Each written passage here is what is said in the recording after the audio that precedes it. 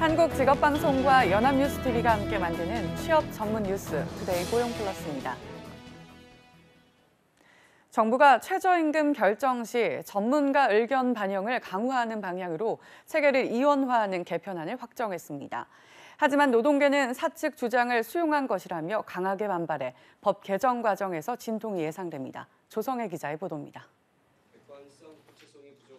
고용노동부가 최저임금위원회 이원화를 주요 내용으로 하는 최저임금 결정체계 개편 최종안을 발표했습니다. 개편안에 따르면 노사정이 추천한 전문가 9명으로 구성된 구간설정위원회가 먼저 최저임금 상한과 하한을 설정합니다. 노동자위원 7명과 사용자위원 7명, 공익위원 7명 등 21명으로 구성된 결정위원회가 그 범위 안에서 최저임금을 결정합니다. 결정위원회 공익위원 7명 가운데 3명은 정부가, 4명은 국회가 추천합니다. 최저임금 결정체계가 이원화되면서 전문가의 영향력이 대폭 확대됐는데 기존 논의가 노사 중심으로 진행되면서 과도한 갈등과 파행이 반복됐다는 문제의식에 따른 것으로 분석됩니다. 앞으로 최저임금은 전문가들이 객관적인 지표를 근거로 설정한 구간 범위 내에서 심의가 이루어지기 때문에 기존의 노사 교섭 방식의 갈등 구조가 완화될 것으로 기대됩니다. 최저임금 결정 기준으로는 고용에 미치는 영향과 경제 성장률을 포함한 경제 상황이 새로 반영됐습니다. 다만 당초 초안에 포함됐다가 지표화하기 부적절하다는 지적이 제기됐던 기업 지불 능력은 제외됐습니다. 고용부는 새로운 결정 체계를 내년도 최저임금 심의부터 적용하려면 법 개정이 다음 달 중순까지는 완료돼야 한다는 입장입니다. 하지만 노동계는 개편안에 강하게 반발하고 있어 입법 추진 과정에서 진통이 예상됩니다. 연합뉴스TV 조성입니다. 문재인 대통령이 한국을 공식 방문한 아랍에미리트 왕세자와 정상회담을 했습니다. 두 정상은 원전과 4차 산업 분야에 대한 기술적 협력을 논의하고 하노이 북미 회담의 성공도 기원했습니다. 강민경 기자가 보도합니다. 1년 만에 만나는 두 정상은 양국의 끈끈한 관계를 재차 강조했습니다. UAE는 중동 국가 중 유일하게 우리와 특별 전략적 동반자 관계를 맺고 있는 나라여서 더욱 각별하게 생각합니다. ننظر له إلى حليف قوي لتقوية هذه العلاقة. 문 대통령은 두 나라의 관계가 동반자를 넘어서 형제국으로 발전하고 있다고 말했습니다. 특히 100년을 바라보고 협력해야 하는 바라카 원전 사업은 양국의 관계를 상징적으로 보여준다고 강조했습니다. 두 정상은 에너지와 건설 분야의 협력을 넘어서 4차 산업혁명 시대에 맞춘 미래형 동반 성장을 추구하기로 했습니다. 한편 하노이 북미 회담에 대해서도 두 정상은 공감대를 이뤘습니다. 한반도의 평화와 번영을 만들어 나가는 데 있어서 매우 중요한 의미가 있는 날입니다. نتمنى أن يعم السلام عندكم ليعم السلام في العالم لأن هذا مصيرنا ومصيرنا مشترك. 정상회담에는 양국 관계 회복의 교두보가 된 임종석 대통령 특임 외교 특보가 배석했습니다. 이어진 오찬에서는 이재용 삼성전자 부회장 등이 참석해서 산업계 차원으로의 교류 확대 가능성을 보여줬습니다. 연합뉴스TV 강민경입니다. 북미 정상회담을 지켜보는 개성공단 철수 기업인들의 마음은 남다릅니다.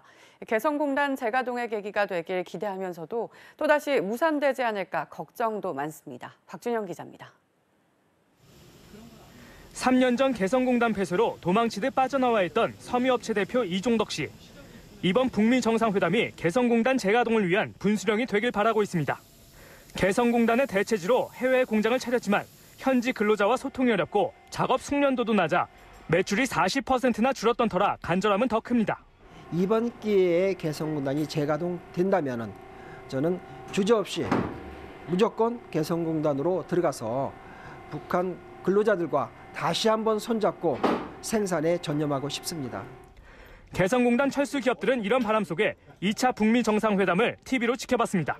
개성공단 재가동에 대한 기대가 어느 때보다 큽니다. 당연히 그 미국에서 그냥 빈손으로 가지는 않을 거다. 그렇기 때문에 이제 개성공단은 이제 우리에게 확실한 희망의 메시지로 전달될 수 있다고 보고 있습니다. 하지만 우려의 목소리도 컸습니다.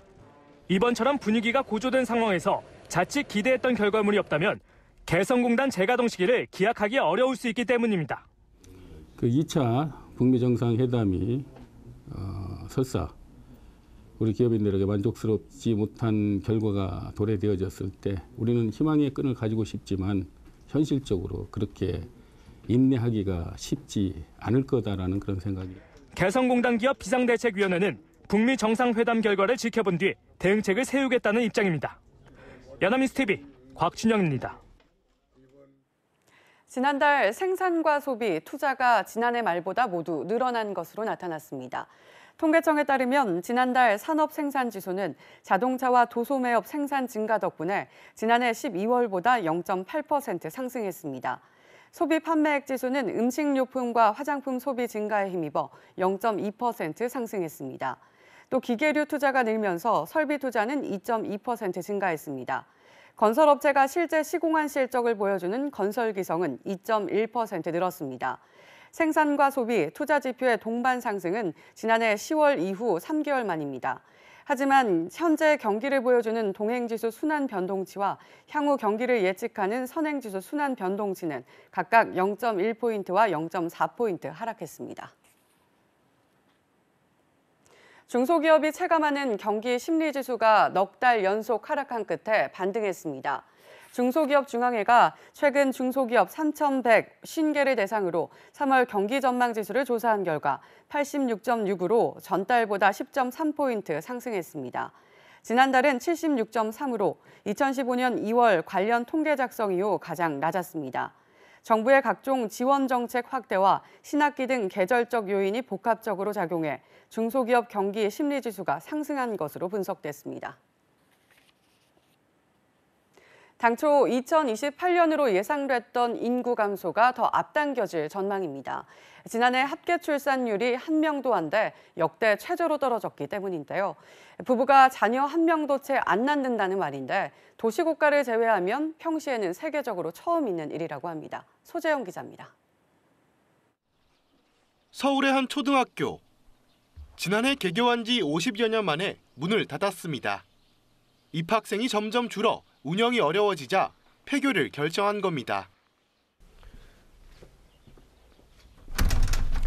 이처럼 학교의 문은 굳게 잠겨 있고 보시는 것처럼 아이들이 뛰어놀아야 하는 운동장은 텅 비어 있습니다. 통계로 본 상황은 더 심각합니다. 지난해 여성 1명이 평생 낳을 것으로 예상되는 합계 출산율은 0.98명. 1명 이하로 떨어진 것은 처음 있는 일로 역대 최저입니다. 도시국가나 과거 동독 붕괴와 같은 위기시를 빼면 세계적으로도 처음 있는 일이란 게 통계청 설명입니다. 지난해 출생아도 32만 6,900명으로 해마다 줄어 1981년 통계 집계 이래 최소치였습니다. 이대로 두면 2028년부터로 예측됐던 인구 감소 시작은 더 빨라질 수밖에 없습니다. 생산 가능 인구는 이미 지난해부터 줄고 있습니다.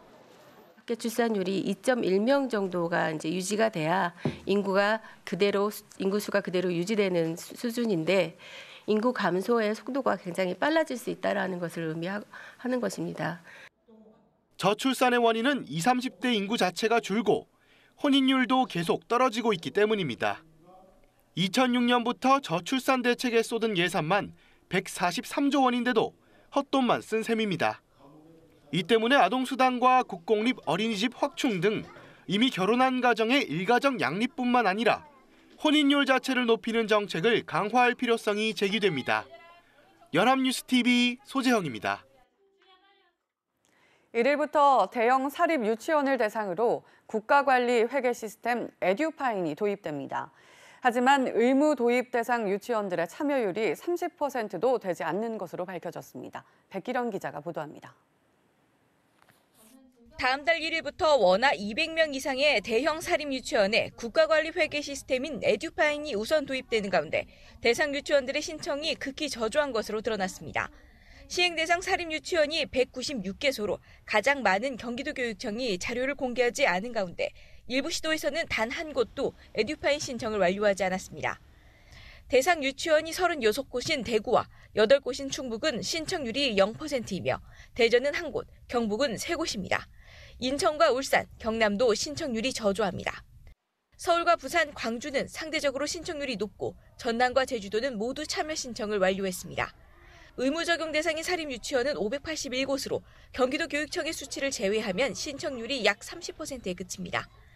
에듀파인 의무 도입 유치원이 이를 거부하면 유아교육법상 교육관계 법령 위반으로 시행명령이 내려지고 나아가 행정처분 그리고 1년 이하의 징역이나 1,000만 원 이하의 벌금이 부과될 수 있습니다.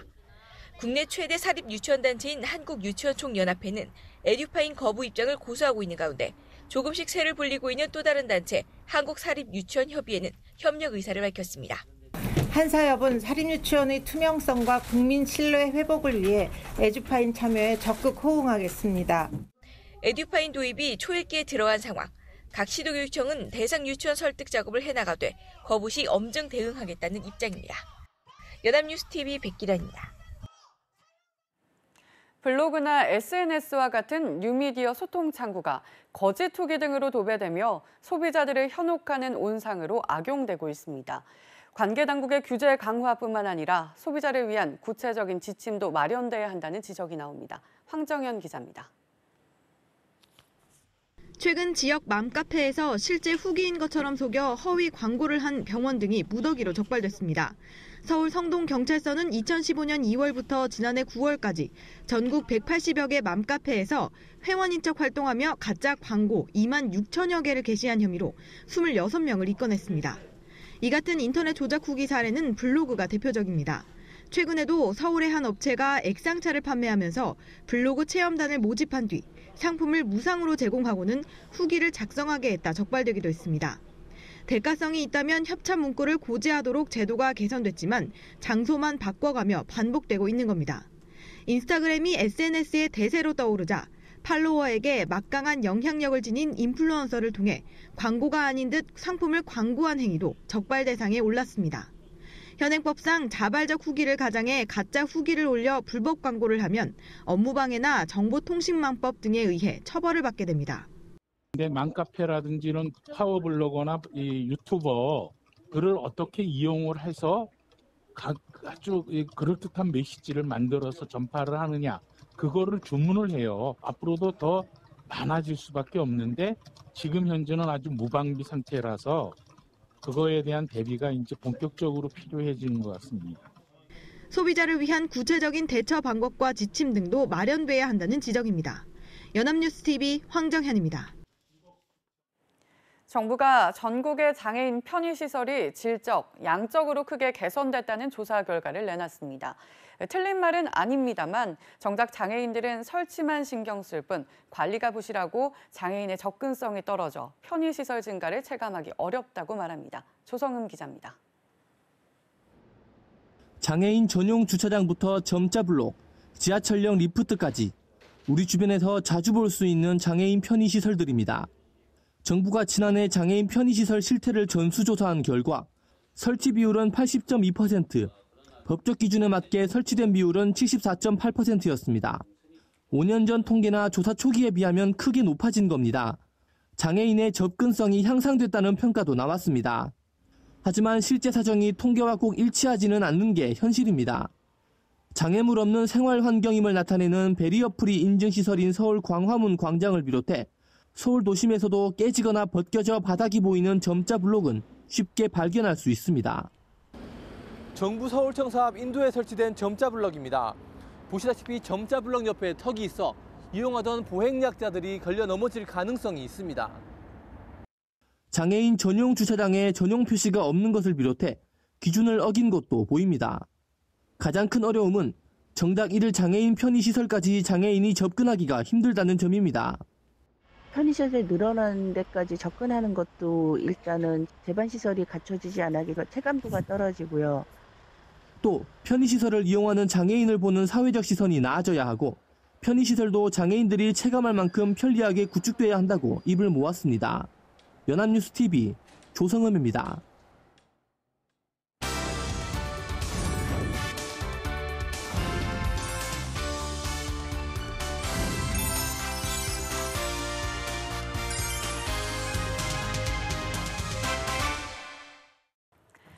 세계적으로 핫한 이슈를 키워드로 알아보는 핫키워드 시간입니다. 안치홍 아나운서 안녕하세요. 안녕하세요. 핫키워드 시간입니다. 경기 한파가 계속되고 있는 가운데 우리나라 가구의 소득 상황은 과연 안전할까요? 핫키워드에서 알아봅니다. 불경기와 아직 정착되지 않은 최저임금 갈등 등 다양한 요인들이 시장을 뒤흔들고 있는데요. 이렇다 보니 상황이 그리 좋지만은 않을 것 같은데 실제로는 어떤가요? 네, 얼마 전 통계청이 2018년 4분기 소득 부문 가계 동향 조사를 발표했는데요. 지난해 10월에서 12월 사이 가구당 월 평균 소득을 살펴보면 460만 6천 원으로 전년 동기 대비 3.6%가 증가한 것으로 나타났습니다. 경상소득은 4.8%가 증가했는데요. 이 외에도 근로소득은 6.2%, 재산소득은 4.9%, 이전소득은 11.9%가 증가한 것으로 조사됐습니다. 반면 사업소득은 3.4%가, 비경상소득은 55.3%가 감소한 것으로 나타났습니다. 네, 지난 하반기는 이 자영업자의 소득은 물론 일반 회사원들의 지갑도 유난히 얇았던 시기잖아요. 경기 한파가 이어졌는데 오히려 소득은 증가했다니 그나마 다행이라는 생각이 듭니다. 네, 그렇습니다. 하지만 이 월 평균 소득에는 한 가지 문제가 있습니다. 네, 어떤 문제가 있는 건가요? 네, 월 평균 소득은 늘었지만 정작 소득이 하위 20%를 뜻하는 소득 1분위 가구의 월 평균 소득은 줄었기 때문입니다. 지난 4분기 소득 1분위 가구의 월 평균 소득은 123만 8천 원으로 전년 동기 대비 17.7%가 감소했는데요. 특히 이 중에서도 이중 근로소득이 43만 500원으로 전년 동기 대비 무려 36.8%가 감소한 것으로 나타났습니다. 사업소득 역시 20만 7,300원으로 8.6%가 감소했는데요. 비경상소득은 97%로 큰 폭으로 떨어진 것으로 나타났으나 절대 금액 자체는 1,700원으로 다행히 많지 않은 편입니다. 재산소득은 16.3%가 늘었지만 이 역시 13,600원으로 큰 편이 아닌데요. 이전소득은 58만 5,100원으로 11%가 증가한 것으로 조사됐습니다. 그런데 이렇게 조사 결과가 발표된 걸 보니 한 가지 궁금한 게 있습니다. 일부 가구 소득은 이처럼 현저히 줄었는데 어떻게 전체 평균 소득은 증가한 건가요? 네, 가장 큰 이유는 상위 20%를 차지하는 5분위 가구 소득이 증가했기 때문입니다. 5분위 가구 소득은 932만 4,300원으로 전년 같은 기간보다 10.4%가 증가했는데요. 근로소득 역시 1분위 가구 소득과는 다르게 14.2%가 늘며 688만 5,600원을 번 것으로 조사됐습니다. 5분위 소득 증가율 역시 4분기 기준 역대 최고치라고 합니다. 그런데 이렇게 되면 월 평균 소득이 아무리 늘어났다고 하더라도 결코 달갑지만은 않은 결과라는 생각이 듭니다. 결국 소득의 양극화 현상이 일어나고 있다는 거잖아요. 네, 그렇습니다. 특히 가구의 전체 소득을 좌우하는 근로소득에서 큰 차이를 보인 건 이미 2017년 때부터 시작됐는데요. 2017년 4분기 1분위 가구당 취업 가구원 수가 0.81명이었던 반면 지난해 4분기엔 0.64명으로 줄었기 때문입니다. 반면 5분위 가구의 경우 가구당 취업 가구원 수가 2.02명에서 2.07명으로 오히려 증가한 수치를 나타냈습니다. 네, 안타깝습니다. 이 상황이 이렇게 되면 양극화 현상은 앞으로도 더욱 두드러질까 우려스러운데요. 네, 실제로 소득 분배 불평등도를 보여주는 지표인 소득 분배 지표는 더욱 악화됐습니다. 소득 분배 상황을 파악하기 위해 OECD에서 사용하는 분기별 균등화 처분 가능 소득 5위 배율은 2018년 4분기에 5.47배를 기록했는데요. 같은 분기에선 역대 최고치를 기록하며 부익부 빈익빈 현상이 더욱 심해진 것으로 조사됐습니다. 네, 소득 주도 성장, 그러니까 소득성 재정 투입은 늘어났지만 분배 지표는 더욱 악화되는 안타까운 결과가 나왔습니다. 저소득층은 일자리의 질을 따질 겨를도 없이 남은 일자리마저 잃고 있는 상황인데요. 지금의 양극화 현상을 해결하기 위해선 보다 근본적인 해결책이 필요할 것으로 보입니다. 지금까지 핫키워드 안치홍 아나운서였습니다. 고맙습니다. 고맙습니다. 지금까지 투데이 고용 플러스였습니다. 오늘 저희가 준비한 내용은 여기까지입니다. 함께해 주신 여러분 고맙습니다.